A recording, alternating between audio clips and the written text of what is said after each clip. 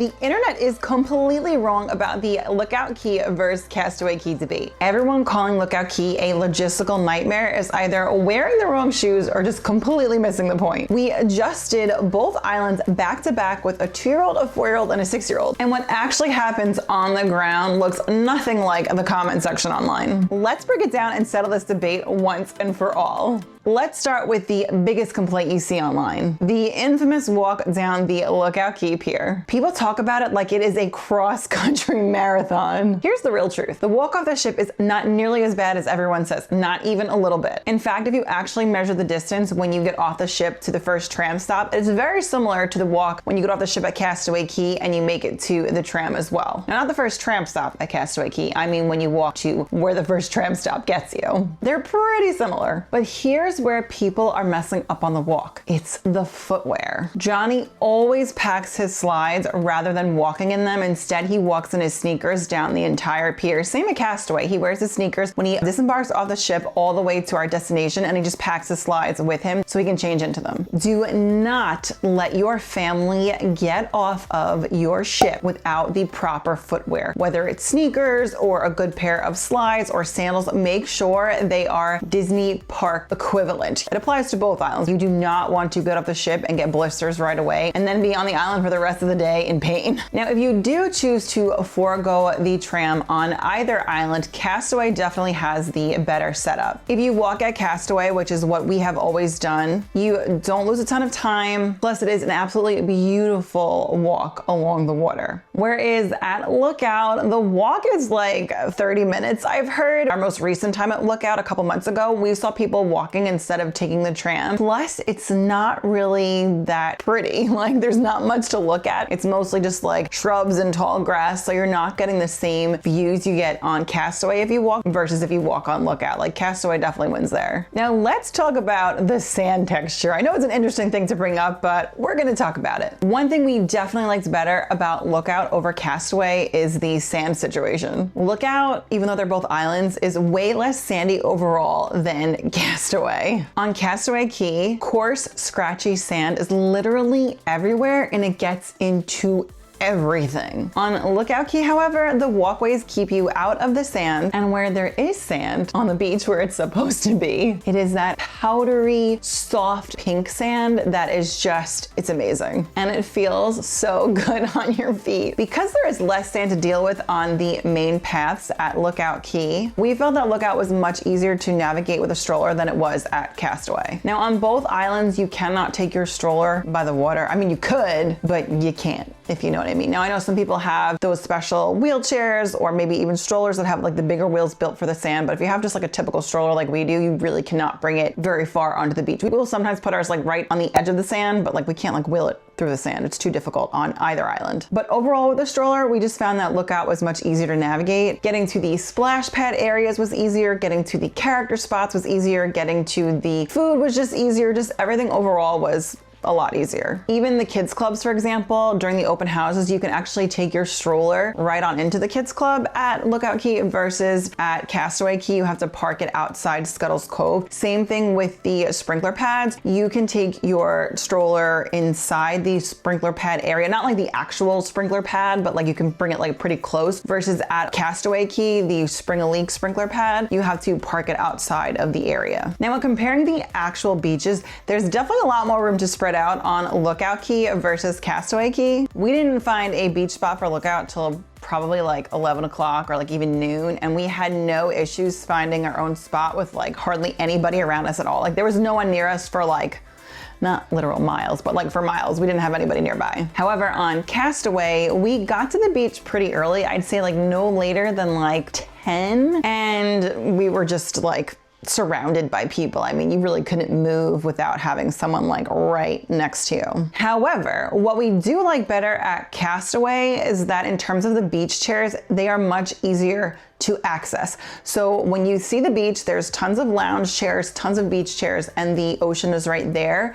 Versus on Lookout, it's very like oddly set up where when you go down to the beach, there's like a whole section of beach chairs, but then you go over the sand dunes And there's some more beach chairs, not a ton depending on where you are. Like where we were, there were like not that many at all, but you have to go over the sand dunes to like access the beach. Now I know that's to like preserve the natural island and all that, but it's still like a very odd setup to me. Like, does anybody use that buffer of chairs there? Like, I've never seen anybody. I mean, we've been to Lookout Cay twice. It's not like we've been there a million times, but I haven't seen anybody on those chairs. Also, I feel like when I've watched other people's vlogs, I haven't seen anybody. So let me know in the comments down below if you use that buffer zone, but I feel like it's wasted space on the island. Now, once you've made it down to the beach, in terms of the waves, a lot of people will say that Castaway wins here because, especially with kids, there's like not a lot of waves going on, but I found that on Lookout, it was pretty similar. Now I know on Castaway, they have that like built-in barrier and Lookout doesn't have that, but we were at Lookout on a very windy day the second time we were there, and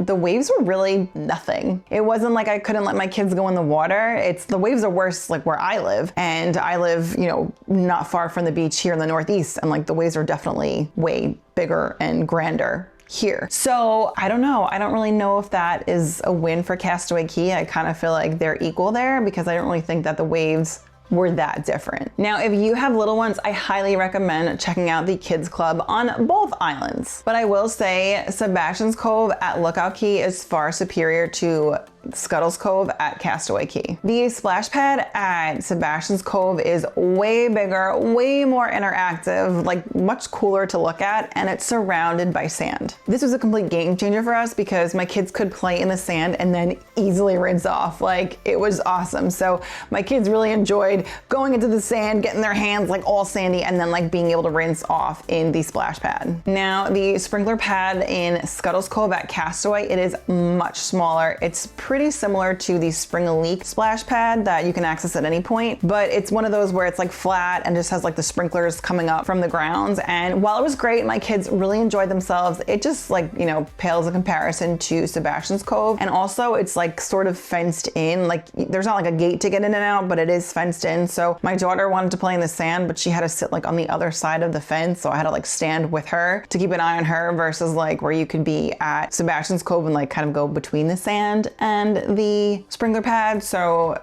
definitely Lookout wins there for us. Now, as far as the splash pads and water play areas for both islands, Lookout Cay is gonna come out on top for us because at Lookout you have the Rush and Gush splash pad that anybody can access. Like the water play area is huge. There's areas where if you have toddlers and little ones that you can like play in, and there's also areas where if you have bigger kids, they can like climb up in the play area. There's like squirt guns that they can play with and like try to like get people that are down lower. Just be mindful of that yes, if you are walking around and you don't want to get wet, you could get hit by one of those squirters from some of the kids up above. So be mindful of that. But it definitely felt like there was more to do there, and it really suited people who had kids of multiple ages. So I have a 2, 4, and 6-year-old. So like my 2-year-old was happy there, and my 6-year-old. Like my 4-year-old falls in the middle, but like, you know, there were things for my 6-year-old and my 2-year-old. And I think if you had kids with an even greater age range, like for example, I'm 10 and a half years older than my youngest sister. So if me and my 4 siblings had gone there when we were kids, like there would have been stuff for me to do at 12 and like things for my youngest sister to do at 2 and like everything in between.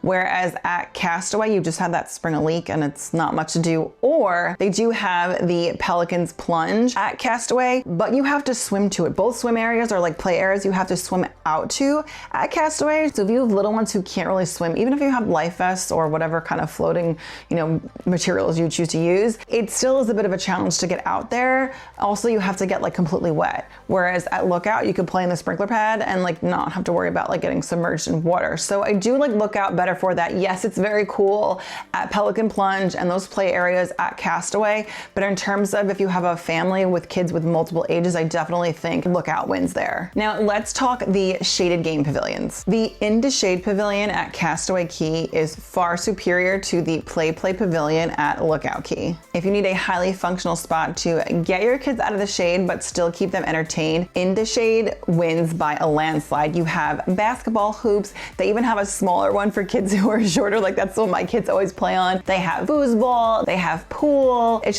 a lot of fun. I think they have ping pong as well. Whereas at the Play Pavilion, it's more like games you set up. So I think they had Jenga, they had some hula hoops. Like it really wasn't anything in comparison to Into Shade. So I really wish that's like one change I wish Lookout would make is have something a little bit more interactive. perspective like that because Castaway wins by a landslide there. Now, as far as characters, it is definitely way easier to meet multiple characters at Lookout Cay. At Lookout Cay, at least as far as I know, there's only one area where the characters meet. They meet diagonal from each other. So near the barbecue, you have True True Barbecue, and on one side you can meet characters, and then like diagonally across you can meet other characters. And what they do is they will have, say, Mickey and Minnie lined up at the same time. They do close the lines after 10 minutes. So if you're not in line within 10 minutes of when they start, like the time starts, so say they're meeting at 10, you have to be in line by 10:10 in order to meet them. But what I like about it is that we'll try to get to, say, Mickey right at 10 o'clock, and then we can meet him pretty fast and then go meet Minnie, and then we'll like ping pong between the characters. So Donald and Daisy will meet at the same time, Goofy and Pluto will meet at the same time. We still have not met Chip and Dale, so that's when we do have to cross off our list next time. I think they're usually meeting when we are at the kids open house. When you are meeting at Castaway, it's a little bit more challenging. So you'll have Donald and Daisy usually at the post office when you first get off the ship at Castaway, but you really can't ping pong because they're all the way like near the ship, but then you have to walk or take the tram all the way to like the main area. So that would be like if at Lookout there were characters right when you first got off the ship at like the main landing before you take the tram. So I don't really like that setup. I think you can meet Jack Sparrow over there as well, but those are really the only like two characters you can meet at once. And then once you get to the main area, you have Mount Rushmore and the beach, and Mickey and Minnie switch off at the beach, and then Goofy and Pluto switch off at Mount Rushmore. But we found it difficult to like ping pong between. So if characters are important like they are to my kids, Lookout definitely wins there. Now let's talk theming and culture. Now, some people say that Castaway has those true Disney vibes and that Lookout does not, but I highly disagree there. I think that the theming at Lookout is basically equally as strong at Lookout as it is at Castaway. I know they have Olaf's Frozen Treats at Castaway, but other than that, I feel like it's pretty evenly split. Now, I know they have the traditional Mount Rushmore at Castaway, and that's iconic, but at Lookout, they have those beautiful Bohemian art tributes to each of the Fab Five characters. I'm still waiting for them to get Daisy because I also would love to get a Daisy t-shirt if they ever roll that out. Plus, the entertainment at Lookout highlights authentic Bohemian culture, but it also includes the Disney characters in the full show, whereas at Castaway, they just have a standard dance party. Now, moving on to picture spots and ship views. Castaway definitely wins here. I love getting off the ship at Castaway. You can get so close to the ship. You can get some really great photos. I love that you can get a picture of the back of the ship with whatever character it is. We just were on the Destiny. They had Spidey. So you also can get a lot of pictures with the ship. So when you meet Mickey and Minnie at their character spot on the beach, you get the ship in the background, or you could just take a photo there. Like when the characters aren't there, you get a really great picture. And then just along the entire beach, you can get a lot of great picture spots at Castaway versus at Lookout, you really only have the walkway. Now I know there's like a hidden spot where if you walk all the way down, there's rocks.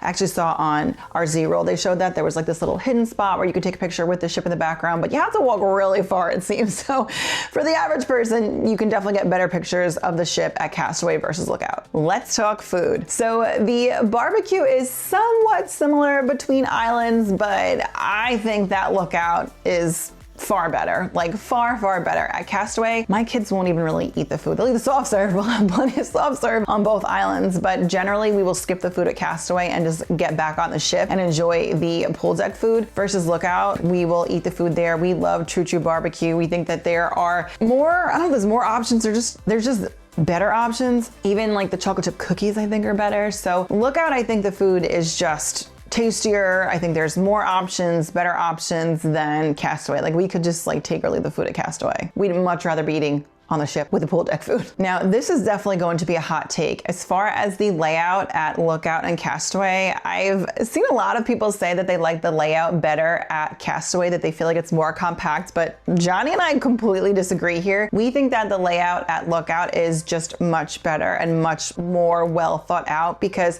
especially if you have kids, for us, we will get off the ship, we will walk to the main hub where they have food, you've got your soft serve, your drinks, and the characters are there. Plus you have easy access to the kids club for the open house. If you want to walk down just slightly farther, you have the play pavilion if that's your thing. And then you have access to the beach there, and the beach from the food area. If you just walk down a little bit, like near the play pavilion area, like kind of over there, that's where the beach is pretty empty. So we feel like overall that's the better setup. Now, if you want to shop, I'd say if there's something you really have your eye on, grab it before you like go anywhere on the island. But if you're not really picky and you just kind of want to browse, then you can definitely save that for when you're leaving. So you know, where Castaway, I feel like you get off of the tram or you get to the main area, you have your shops, and then you have the beach, you have into shade, and then you got to walk down more to get to the, or maybe the foods first and then into shade. But we just felt like it was a little bit more spread out. Like we felt like you had to walk down a lot farther to get to things versus where we felt like Lookout was a little more compact. But let me know in the comments down below if you disagree, because I feel like that's definitely a hot take. But for us, Lookout Cay's layout wins. Now for us, a major plus about Castaway Cay is that we feel like you can get a lot done in a little amount of time. We are not people that are gonna be on Castaway Cay all day long. We feel like we can be there for like 3 hours, get everything done we need to get done, and then we can go back and enjoy an empty ship. So that is a pro slash a con, because we don't really feel like there's enough to do there for an entire day for our family. Where at Lookout, we feel like we can be there the entire day and have a wonderful time, but at the same time, then we can't go back and enjoy an empty ship. However, we have gone back early enough where we feel like Lookout, I feel like people don't get off at Lookout for some reason, because we were there on the Magic and the Destiny, and it felt like the island was equally as empty. You'd think that it'd be more crowded on the Destiny, but it wasn't. And actually when we got back on the Destiny around like 2, 3 o'clock, it felt like it was a sea day. I don't know if everyone had just like gone back, but you know, so it's kind of like a pro and con for each of them, if that makes sense. Now, both islands have major wins depending on what your family values. Now, I want to hear from you guys. If you could only sail to one of these islands for the rest of your life on any Disney cruise, which one would it be? Lookout or Castaway? I know there's itineraries with both, but if you had to choose only one, what would it be? Let me know in the comments down below. Now, if you want to know more about Castaway Cay and how to get everything done in a short amount of time, click on this video here, and I will share with you how we managed to get everything done with 3 little kids in a short amount of time, and then how we're able to go back to an empty ship and enjoy a completely empty Disney cruise. And now if you made it all the way to the end and haven't clicked off yet, leave me an anchor in the comments down below.